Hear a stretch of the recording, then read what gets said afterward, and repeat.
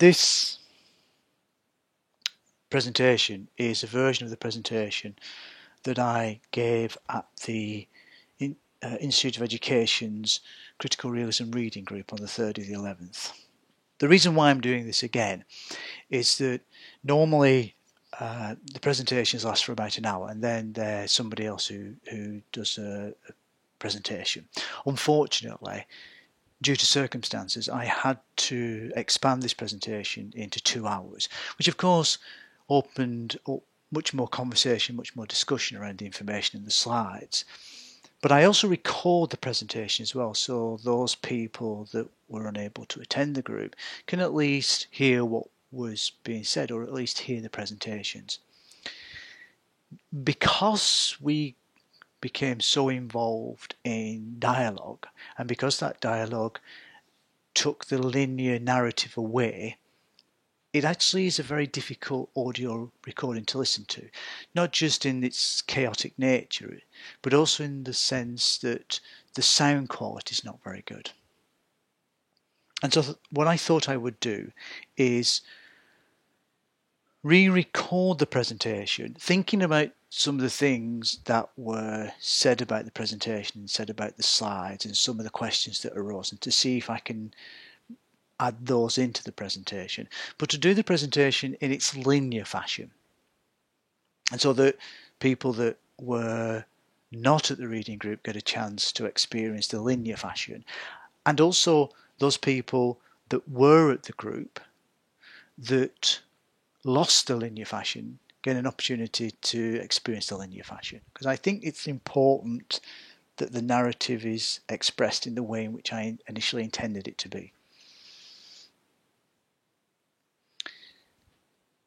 It's also, I should say, I think also, it's a high altitude or broad view. So even though we're going to look at some very complex basic critical realism thoughts and philosophies, I'm going to try and keep it as light as possible. What we're going to do is look at some important elements of basic critical realism. And this is the idea of the real, the actual, and the empirical, generative mechanisms, natural necessity, causal power, and power 1 and power 2. What I'm intending to do is to show how these things have influence on the way that we research, or even the way we come to know something. I'm also going to try and keep this presentation as free-flowing as possible. So I'm not going to edit, I'm just going to speak and kind of keep it as natural and as alive as possible. We might want to begin, however, thinking about why is it that Bhaskar, in constructing his philosophy, wants to spend so much time thinking about reality as having these 3 dimensions or 3 domains, and that within reality we have these mechanisms, these necessities, and these powers. What's his intentionality there, or what's driving him there to do that? Well, one thing we could do is think about white sliced bread. And what I'd like to invite you to do is to imagine that whenever you went to a supermarket or wherever you went to a shop, the only bread you could buy is white sliced bread. So there's no variation, there's just white sliced bread. Now, one thing would happen is that we can conjecture that because there's white sliced bread yesterday and there was white sliced bread today, there'll be white sliced bread tomorrow. We can be positive about the fact that there's just white sliced bread. There's something quite liberating, I think, about removing choice, by thinking I'm going to go off and buy white sliced bread. Okay, so there may be difference. There may be thick white sliced bread, or there may be thin white sliced bread, but whatever happens, there's only white sliced bread. Makes us feel positive, and we can conjecture that that will always be the case. And in some way, this is what Bhaskar feels is wrong with the most of Western philosophy. It's something that he feels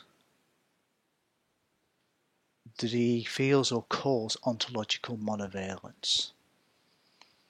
Ontological monovalence really is we recognise ontology, but we see an ontology without variation, without, when we get to dialectical critical realism, without absence.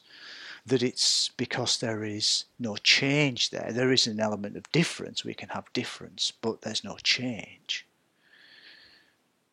Therefore, there's no real need to investigate ontology. Ontology is flat. It's undifferentiated. It doesn't change. It's permanent. It's positive.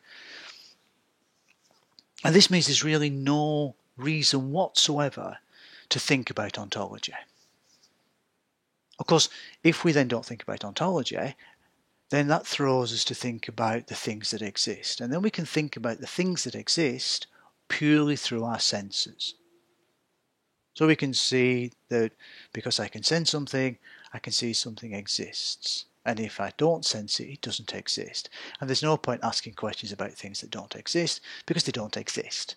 And in ontology, on monovalence, there is no necessary need to think about ontology because there's nothing in there to be discovered. And this really comes from Parmenides. And Parmenides is basically saying ontology is fixed. There's nothing there to be bothered about. Actually, in some way, we can suggest there's no point doing ontology. Because there's nothing there to be discovered. So at a very early age in our development of Western philosophy, we find a very important philosopher saying, don't do ontology. And of course this is picked up by Plato, who then goes on to say, don't even think about non-being, don't think about absence. And when we get to dialectical critical realism and we start to think about ontological monovalence and absence, we can begin to see that actually it's vitally important that we begin to think about ontology, not as something that is colonised by epistemology, but something that stands independently of epistemology, that has its own validity claim. And we can see how that validity claim starts to be made by Kant when he talks about the noumena and the phenomena. So we've got this sort of, we can sense things and we know there's a space somewhere else in which things exist, but because we can't know it by mind, there's no point thinking about it. What's happening is either ontology is something that we don't think about because there's no need to, we can't think about because it's too beyond us. Or actually there's a law that says thou shalt not do ontology because there's no need to, which keep in a positive space. And Roy wants to revindicate ontology. He wants to give space for ontology by saying it's important, even if there's a space in which we can't know something, the job of science is to get to know those things, get to know what's going on in ontology.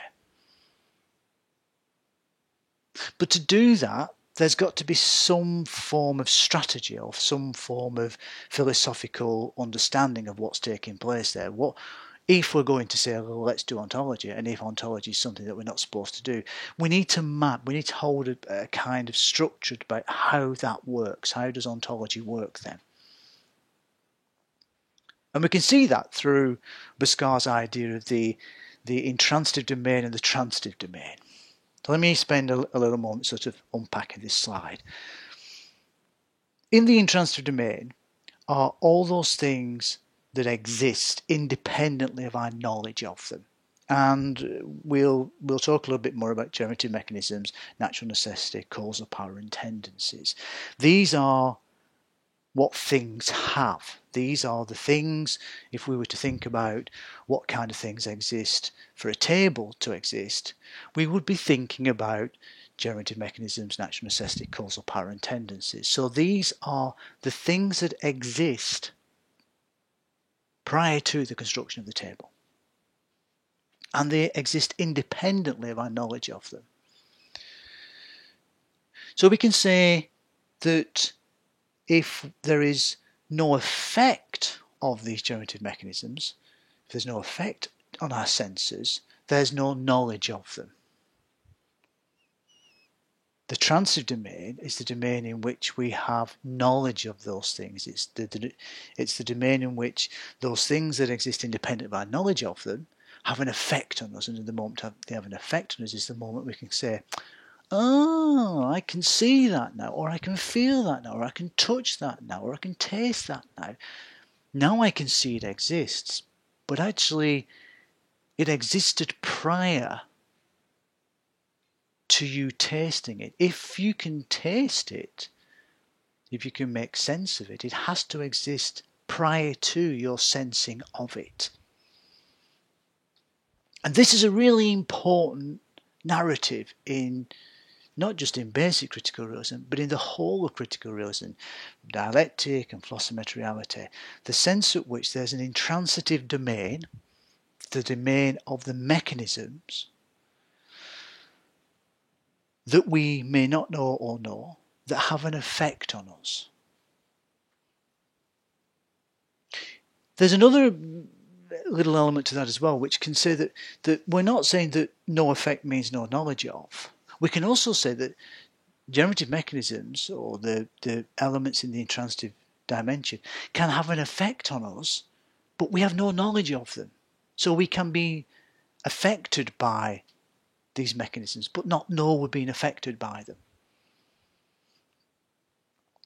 And this is really powerful when we start to think about research. That I'm going to sort of propose a question that we might come back to, but the question is, if as a researcher we're going into a hospital or a classroom or an office setting or a work setting, there are things that we are knowledgeable of because we can sense them.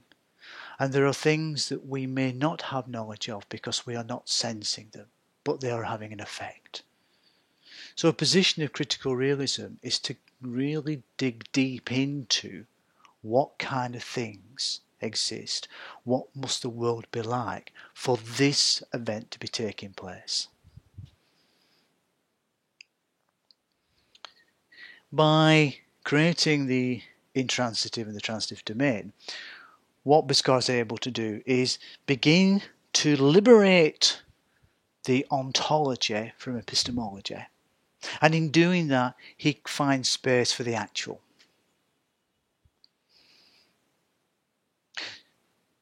This gives him the possibility of creating three domains: the domain of the real, the domain of the actual, and the domain of the empirical. Now the actual and the empirical we will come back to and just revisit later on in the presentation. But we can just say that the actual is the thing that we are perceiving. And that the actual is constructed from the real. The real underlabours for the actual, and the actual then is something that we can perceive. Now let's look at the real. I'm just going to point this out, and then we will again drop back to this. The real has two axes. There's a vertical and a horizontal axis, and this is important when we begin to think about how the real is constructed, or one way of seeing the real. But we'll come back to that later on. In the real then, we have generative mechanisms, we have causal power, we have natural necessity, and we can call these tendencies. These are the things that exist in the real and in some respects independent of our knowledge of them. They're the presupposed things. Again, we can ask this question.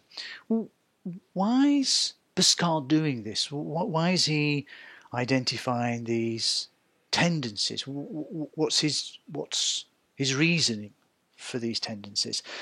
Well, one way of thinking about this is to think about the problem of induction.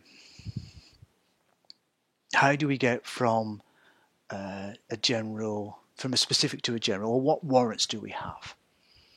And of course, Hume kind of says, well, the warrants are that because we see something like this today and we saw something like this yesterday, we'll see something like this tomorrow. What we can call constant conjunction of events. Billiard balls knocking billiard balls, snooker balls knocking snooker balls, sun coming up. There are just things that, in a sense, we overlay some structure to that because they keep happening. That's all fine until, with the standard one is that all swans are white until we meet a black swan. What Roy wants to do is say that there is purpose in induction if we first of all think ontologically. If we take that human causal conjunction of events, so we sit in epistemology, there is a major problem with induction. But if we think about induction from this reivindication of ontology or critical realism's position, we begin to suggest there is purpose in induction. Let me explain why that is. Let's take Nelson Goodman's idea of an emerald. And the position is that an emerald is green up until midnight when it's blue. So really we should be calling emeralds grue. And Roy suggests that when we think about emeralds, and we think about emeralds being green, we can suggest that the reason why emeralds are green is because there's something in their crystalline structure, something in their chemical composition, which means that they radiate green light. Now, the important thing is not that we experience green light, it's that their natural necessity, the thing that they naturally do, is reflect green light. They allow the green wavelength of light. Even if they're in a locked room, they'll still be green. It's not that we see them as green. It's that their natural necessity, the tendency of emeralds is to be green, regardless of us seeing them. So their greenness is not in the perception, it's not in the seeing, it's in their makeup, it's in their natural necessity to be green. So there's a generative mechanism. There's something in their crystalline structure, in their chemical composition, that means that naturally they're green. And so their causal power is to illuminate greenness. What does this do for the problem of induction then? Well, it kind of says that if we know that the composite, the structure of an emerald means that it's green and only can be green, we can induct from that the next emerald we see is going to be green. But you might ask, does that do away with the problem? What happens if we see a blue emerald? Nah, says Roy. It may be that it is a blue emerald in that there's enough of the generative mechanisms, or there's enough structure for us to say structurally it's an emerald. But there's something at a level of generative mechanisms which means that it's offering blue light. But there's enough structure to suggest that it's an emerald. Or there's absolutely no structure whatsoever. There's a complete difference in structure. So it's not that we found a blue emerald. It's that we found a different crystal or a different gem.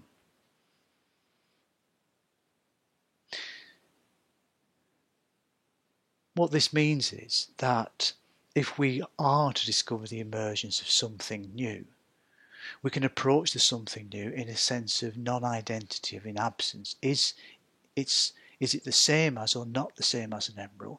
And what does it need to be the same as an emerald? And what does it need to be different from an emerald? But we are still maintaining this idea of generative mechanisms, causal power, natural necessity, and we can bring all these things into tendencies. Now, this altitudinal view that we're going, this high altitudinal view, it's possible to suggest that causal power, generative mechanisms, natural necessity are all the same thing. They're all what something has, its properties that it has in the real. And that for us to really know something, we have to investigate what those properties are. Because by investigating what those properties are, we can then begin to say why things do what they do. Well, let's just take that word thing, because I think there's something important to think about when Bhaskar speaks of things. He suggests that all things have causal power, and they all have causal power because they have effect, and there's a natural necessity. It's in their nature to behave in this particular way, to act in this particular way, to have this power in a particular way, and that nature is generated from a mechanism. So it's fairly straightforward. We can see things, and we haven't got a problem with things because we're surrounded by things. Clocks, watches, beds, settees, toasters, gravity, heat, light. These are all things that we can in some way see or feel. Roy also wants to say a thing is real if it has causal effect, if it has a power to affect. If it has a power to affect, that power to affect must have a mechanism that's generated that power, and that power must come from its natural necessity. That, of course, means that not just things are real in critical realism, but reasons, beliefs, values, and emotions are real, because these too have the properties. They have a generative mechanism, they have a natural necessity, they have a causal power, they have tendencies.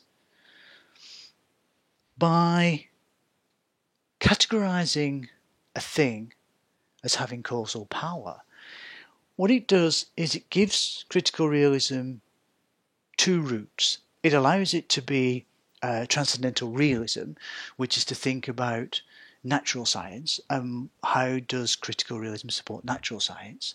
And it also allows it to go into critical naturalism, which is that what it does, it begins us to ask the questions about how does critical realism support social understanding? Can we construct a social science just as we can construct a natural science? And Roy wants to say, yes, we can. Because there's no difference. There's no difference from gravity and love. They are both, they're both things, and as things, they have generative mechanisms, causal power, and natural necessity. So we can investigate the tendencies of love. We can investigate the tendencies of reason just as we can investigate the tendencies of gravity.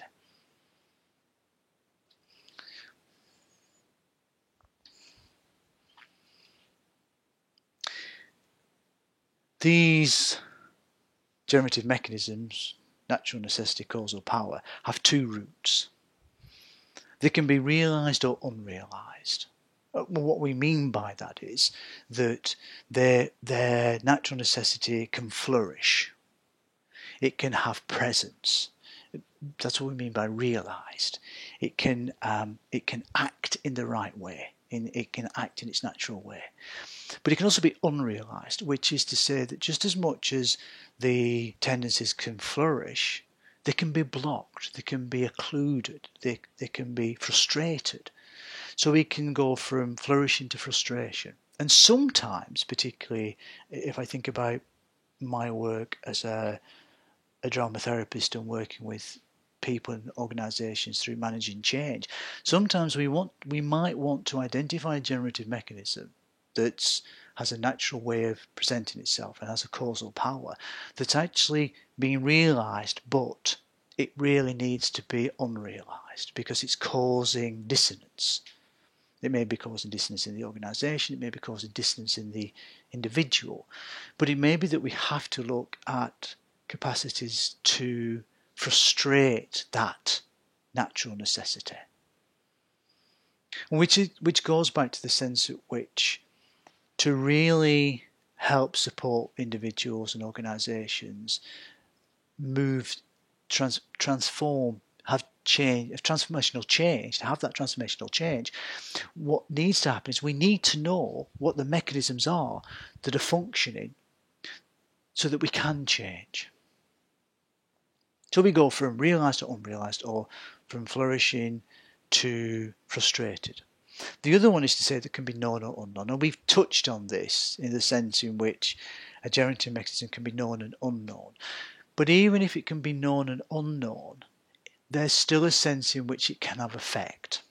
Now this seems, it feels quite semantically complicated because we sort of using language, and of course we're using language in a particular critical realism sense. So it may be helpful if what I do is I offer a sort of simple explanation. This is something that Priscilla spoke about when she did her presentation last time, which is the idea of birds and gravity. I want to take a slightly different direction. The wavy lines are there to represent gravity. We can think about a bird in flight. And we can think about a bird in flight having to really know gravity. It has to be able to have some sensing of gravity. It has to know gravity. But what it needs to do is it needs to frustrate gravity. It needs to, in a sense, unrealise the natural necessity of gravity. So gravity's nature is to drag things to the centre, is to drag things down. What the bird wants to do is stop gravity doing what it's supposed to be doing. So we can say for the bird that the bird both knows gravity and tries to unrealise gravity. And of course, that, as I'm saying that, it almost sounds like I'm suggesting some sort of Disneyfied bird who has some consciousness for what's taking place. But the process is to be able to fly in the air, gravity has to be frustrated. So the natural tendency of gravity has to be unrealised. And for the bird has to know gravity, and has to really know gravity. But we see birds flying in the sky, and we might think, oh, look at that bird over there. It both doesn't understand gravity and is not affected by gravity. So from our position, a bird appears to both not know about gravity and not be affected by gravity, or gravity is not realised. The importance of this is to recognise that when we think about how we are perceiving and sensing something, it's possible that we could be wrong. When we think about the ontological position is clear in that gravity is a generative mechanism. Its natural necessity is to pull things to the ground. If it's realised, the bird falls out of the sky. If it's unrealised, the bird stays in the sky. The bird knows that gravity is there because it's constantly making fine-tuned adjustments to its flight pattern to constantly frustrate gravity.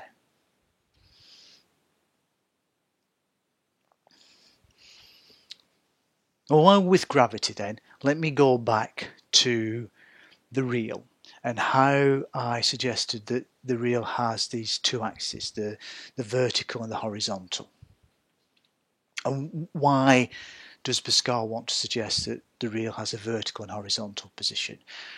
Well, he suggests a number of different reasons why it can be vertical and horizontal, but I'm going to just hold to the simplest, or the one that I think has most resonance for us as researchers. And I'd like us to think about Newton and Einstein. So Newton's sitting under a tree, and he's happily, whatever he's doing under the tree, reading a book, eating a cheese sandwich, whatever he's doing, and an apple falls on his head. And Newton, being the good alchemist that he is, kind of starts to do a form of, what we might say, let's say he does a form of retroduction. He's starting to kind of say, oh, I wonder what happened there. I wonder, why did that apple fall on my head? What's the reason for that apple falling on my head? What's the presupposition? What presupposes that apple just doesn't fall on my head? Something has made the apple fall on my head. I wonder what that is. And Newton's beginning to think about what is the world like, what kind of things exist for apples to fall on head. He's being a critical realist. He's not saying apples fall on my head because apples fall on my head. He's actually saying there must be some natural necessity, some causal power, some generative mechanism that's allowing apples to fall on my head. And he proposes gravity. And of course, as he then proposes gravity, he also kind of says, oh, hang on a minute, if apples fall on my head because of gravity, there must be something else that's creating gravity, because gravity can't just come into existence. There must be something else beyond gravity, but I don't know what it is, and I really can't speculate, but I'm sure at some point in the future somebody will propose what that might be. And some years later, Einstein comes along and proposes that it might be a dip in the space-time continuum, that there may be something in space-time, that there's a well in space-time that's dragging everything down. Now, it's a theory. It's a proposal. But what it points to is not whether or not Einstein's right. It points to an ontology that is stratified. It points to an ontology where there's generative mechanism begets generative mechanism. Now, we as researchers, we can choose where we stop in our research. What level of generative mechanisms do we stop? But if there's a generative mechanism there that has effect, there may be something that's creating that effect of the generative mechanism. So there's maybe something that's creating that generative mechanism. That gives us a sense in which ontology has to be stratified. It has to be different. There has to be difference in there. There has to be emergence in there. There has to be change in there. And there also has to be absence in there. So it really turns the whole of Western philosophy on its head and says, this idea of not doing ontology, thou shalt not do ontology because ontology is just the same, is nonsense by the nature of a stratified ontology. That gives us our vertical. But I also suggested that there was a horizontal. And it might be, so what's the horizontal? Well, we can suggest that what the horizontal is transfactual. What do I mean by that? Well, let's keep with gravity because it's an easy way of explaining. Once we identify gravity, so once we identify that such thing as gravity exists, the generative mechanisms and causal power and natural necessity that's in gravity, we have to think about gravity all the time. So if we're building something, we have to think about gravity. If we are, at the moment, I'm walking around. I'm stood up walking around, and I notice that I'm starting to get a little bit tired. And of course, I'm getting tired because gravity's having an effect on me. So once, even though gravity existed prior to Newton identifying gravity, gravity is always there. It's something we always have to consider. So it's transfactual. So that gives us a reality that is both stratified and transfactual. And as researchers, we might want to think about some of those transfactual facts, some of those, and whether or not some of those generative mechanisms are transfactual, whether or not we need to think about the removal of them. And when we start speaking a little bit about transformational model social activity, we'll begin to think about things that always appear to be in place, but do they necessarily need to always be in place? Is there not a point at which we can alter them in some way? And then we're back to the actual, the empirical. So let's just talk about, I'm going to offer something that we might call, we've spoken about this before, but we can call it the epistemic fallacy, or actualism.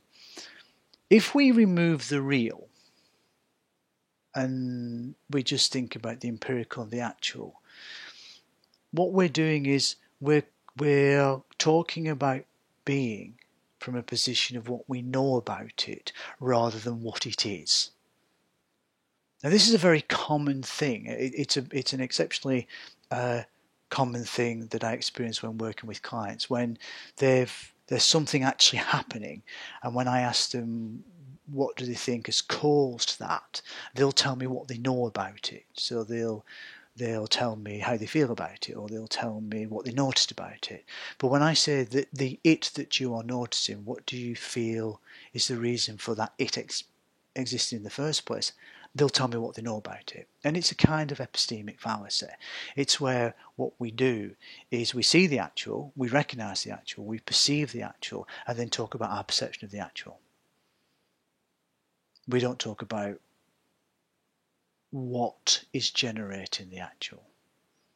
We don't talk about the real thing, the real elements that are generated, and particularly in a therapeutic setting. If we don't identify the generative mechanisms that are the presupposition of the actual, then we can't really make change. What we're doing, in a sense, is we're kind of potentially doing a sort of cognitive behaviour therapy moment, which is what we're doing, is we are trying to change the way in which the individual perceives the actual. We're not looking at how it is that that actually existed in the first place, and are we able to change the actual? Can we have an effect on the actual rather than can we just have an effect on our sensing of the actual?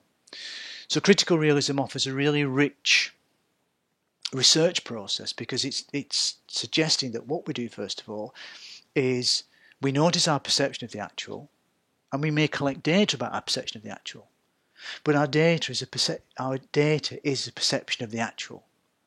What we have to ask is, how does that actual come to be? And that's the element that critical realism brings in to research, that underlabours for, is it asks, if you're collecting data of the actual, have you checked what the actual is in the first place? So let's sweep then to Roy's, what we can call Roy's depth ontology.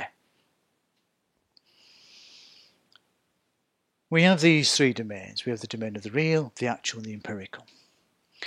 And we can identify what exists in each one of those domains. So we can say, in the domain of the real, we have mechanisms, events, and experience. In the domain of the actual, we have the event and experience. And in the domain of the empirical, we have the experience. Just the experience. But when we're thinking about experience contains the real, the actual, and the empirical. It has to contain the real, the actual, and the empirical. Because our experience is of something. If I talk about something, then that something has got to have something that generates it. So my experience is both one of experiencing the actual and also at the same time experiencing the generative mechanisms that allow the actual to be. And all of a sudden, if we follow this, it makes sense of an ontology. It makes nonsense of actualism and positivism. Because both of them are missing the important element. The important element being, I'm saying that, the important element is being. What is actually happening? What is being present to create this actual? All this is madly complicated, and it has a tendency to be quite confusing. So we might then want to start thinking about, if we are researching, and if an element of our research is to try and identify what we think are the generative mechanisms in play in the real, in the events that we're experiencing, we might need some way of mapping that investigative process. And Roy provides two. He provides one that's specifically for working in closed systems. A closed system is a system where when we backtrack a little bit, we could suggest that Newton's idea of tracking gravity is a closed system. What he would need to have done is removed any other generative mechanisms that could be having a play on gravity. He wants to isolate gravity to try and work out what gravity is. So in the closed system of a laboratory, we can use the DREIC model, DREIC model. And this is primarily because we are only identifying one generative mechanism.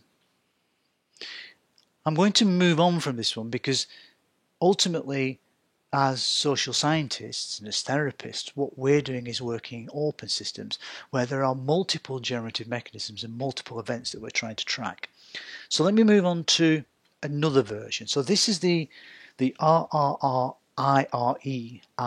model. Now this is a complex model that in a sense has evolved. If we go right back to the possibility of naturalism, in there it's a much shorter model. I seem to remember it's the RRRIEC model. I think I can't quite remember, but it's a shorter model. And it's a shorter model because Roy's still sort of generating thought about it. Towards the end of Roy's writing, it starts to become this much more complex process. So let me go through this process with as much clarity as I'm able to, because I still have slight misunderstandings about some of the words, but we'll see. So in a social situation, let's take a classroom for example. In a classroom, we may be going in to identify the importance of creative play as a development of self-efficacy in nursery teaching, nursery education. And that's my research. When I go into the classroom, I'm going to be confronted with a multiple of events and a multiple of generative mechanisms.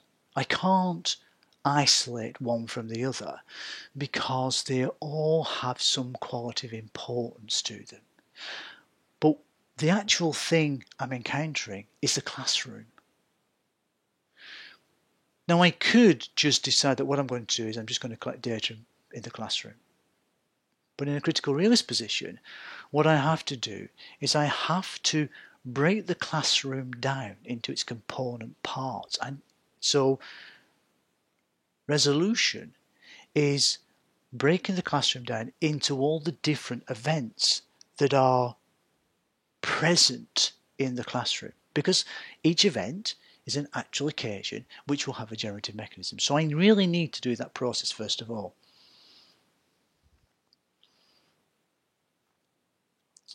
I then need to think about redescribing all these events in relationship to my research. Now this is a tricky word, and it's and when I did the presentation originally, it still sits as quite a tricky word. One way of thinking about it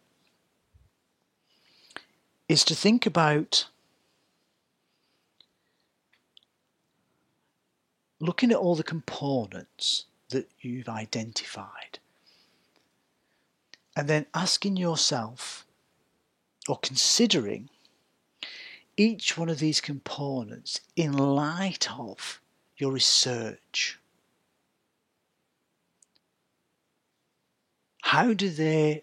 What's their visibility, or maybe that's not the quite right word. What's their viability, or what's their how are they showing up in relationship to your research? It may be that if we're researching self-efficacy as a development of creative play, we might identify that there's a mechanism which is about something about the education management. Now we might think that the education management, though it's an integral part, it's an holistic part of the classroom dynamic, and we've identified it, we also find that when we describe that in relationship, we bring light to it, or we contextualize it in relationship to my research, actually it feels like the education management is not something that's important, or we can see how it has variance, how it impacts on my research. So the descriptive part is bringing light to each component and its importance that is placed on it in relationship to the research that you're doing. And asking yourself, in the research am I doing, even though this might have some importance to it, is it something that I want to pursue? But you're also one has to be aware that there is only so much breadth and width you can give to a research project, and there's only so much time you can give to a research project. So it may be that you may choose specific events, but even though you're choosing specific events, you're aware that there are other events that are having an effect because you've described every event in relationship to what you're studying. And then we do some retroduction. Retroduction is exactly the same thing that Newton did. Retroduction is a process of saying, I don't know what's taking place here, so I'm going to have to try and work that out. To use Dr. Lee Price's brilliant term, is absence in absence. You know that something's missing and you don't know what that is. So your job is to try and come up with a rationale, a theory. What might the world be like for this to take place? Or what kind of things need to be in place for this to take place? You're kind of trying to come up with some form of theory or explanation. And then from there, you're moving into the inference to the best explanation. So once you've begun to look at what you think the generative mechanisms are in play, the multiple generative mechanisms because they're multiple events, you're looking for the best ones, the best explanations. What's the best explanation of generative mechanisms of natural necessity and causal power that I can place on this event? And then we're moving into retroduction. Now, retroduction is a process of saying, okay, I kind of think I've got the best example, the best complexity or complex or constellation of generative mechanisms that are in play in this space. Now what I want to do is I want to try and drop a theory in there, and I want to theorize what's happening. I want to bring some theory to my process, and retroduction is really the process of saying, okay, what's the best theory for what's happening here? What's the best theory that tells me why these things are happening in the way that happen? I've got the things, I know which ones are taking place, I know what generative mechanisms are existing, but I want to theorize. And of course, as I'm going through a process of theorizing, what I'm doing is I'm eliminating those theories that don't make any sense. Like, for example, Newton saying, well, maybe what it is that it's only red apples that pop on my head, because I've never actually experienced a green apple popping on my head, so it must just be red apples. And Newton throwing that out by saying, nah, it's clearly not just apples, because I've noticed lots of things seem to fall on my head if I let them. So it can't just be apples. So we're eliminating those theories that don't have a validity claim, that don't feel valid. And we're moving on to identification of antecedents. Now again, this is another slightly complex process. And there may be two ways of explaining this. If antecedents is the process, we can see antecedents as time or antecedents as your ancestors. Antecedents is the process. So we can think about antecedents in a sense of saying,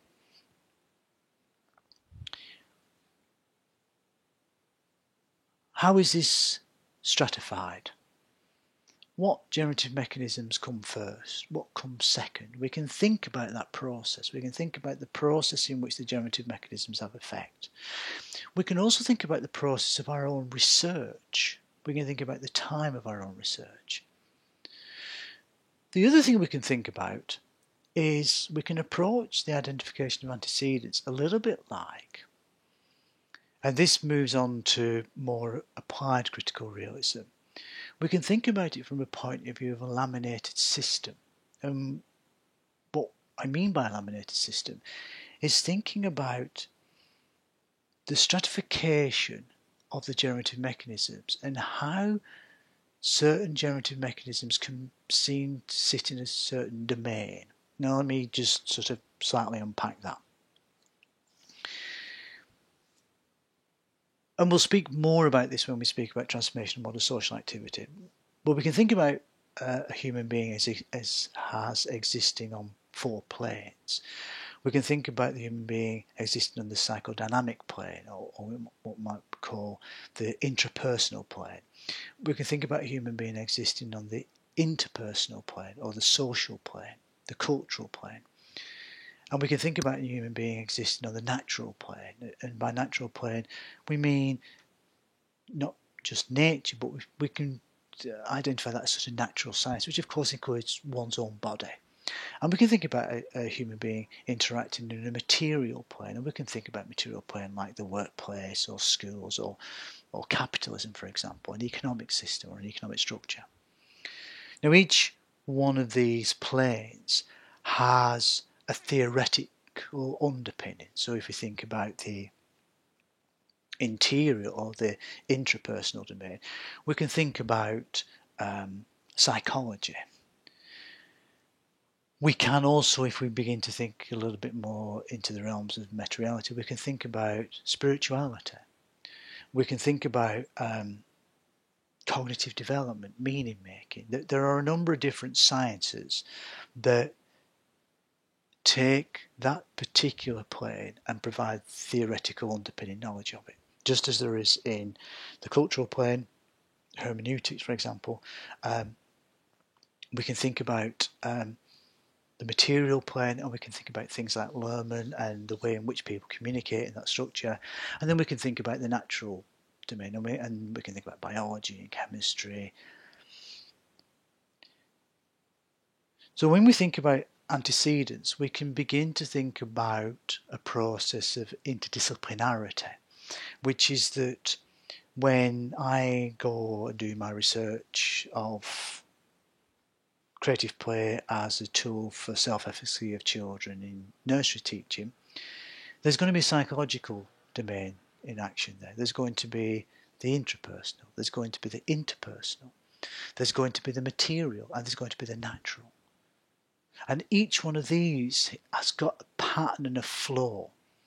And I might want to identify what the pattern and the flow is there. So we can see identification of antecedents both in a sense of what's the stratified ontology that we're creating. We can think about it in the process of our own research, the time frame of our own research. And we can also think about it in a sense of the theoretical underpinnings that we're using. Which ones do we want to go for? Which ones come first? Are we going to deal just with the psychological dynamics, or are we going to think a little bit more about the material dynamic? So antecedents, by dropping this in, Roy makes this model much richer because he's thinking about a huge complexity of things that you can draw from to gain a greater sense of what's happening.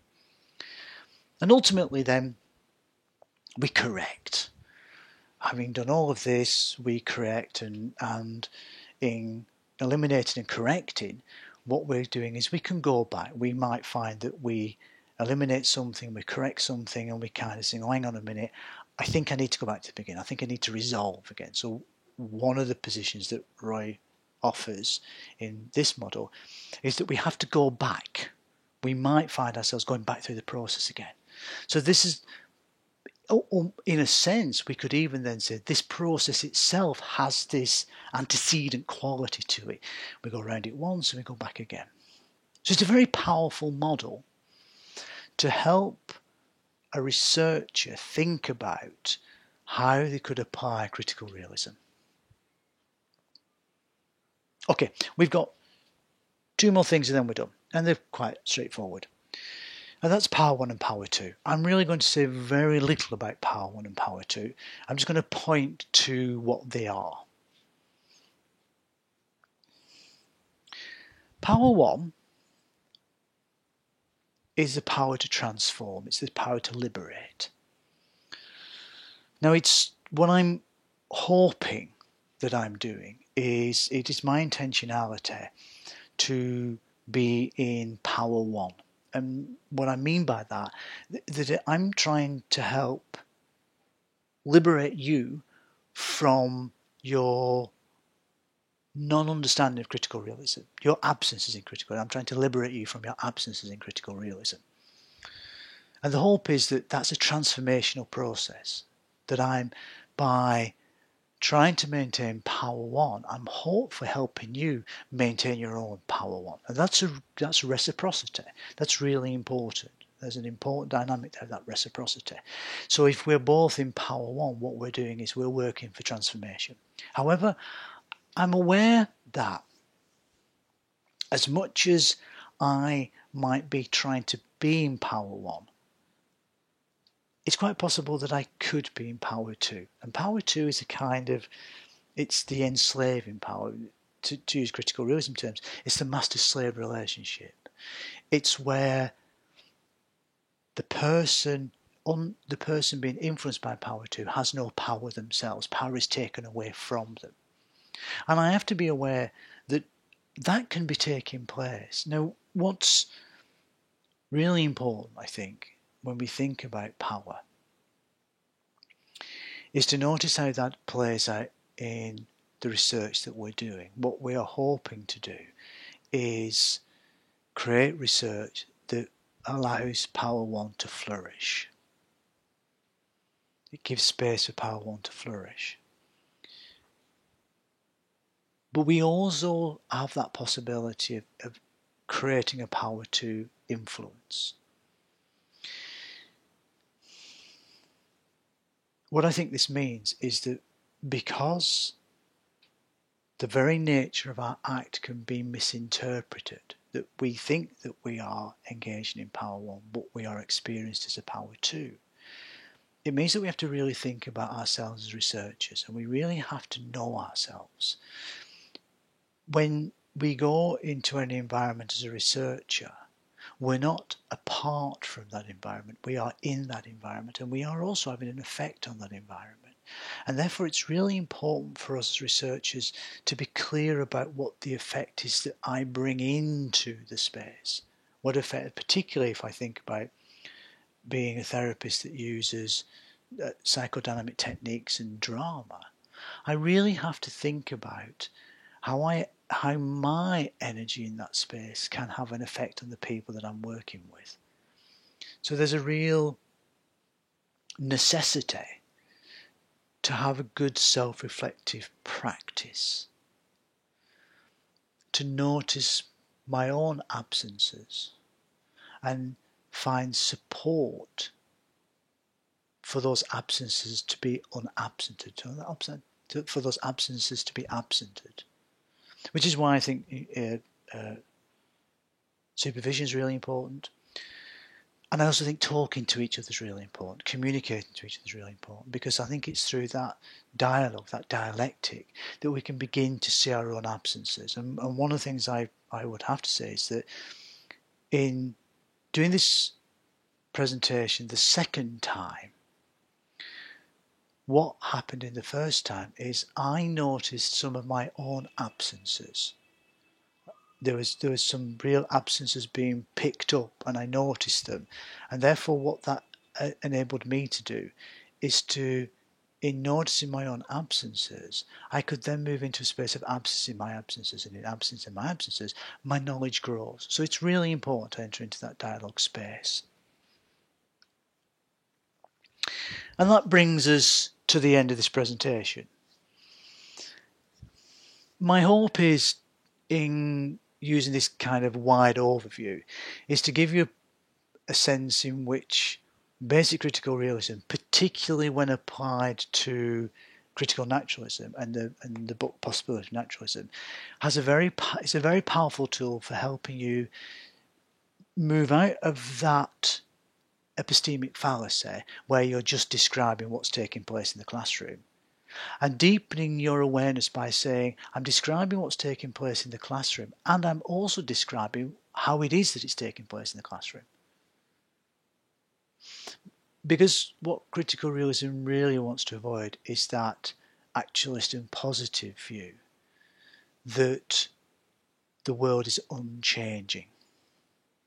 And as we move into dialectics, and we'll speak more about change and difference and absence and totality, what I believe that the Possibility of Naturalism does is allows you to be a better researcher in an open totality, And in that open totality, it allows you to see more of what's taking place. And if you can liberate more of what's taking place, you can communicate to people what they need to do to be effective change agents.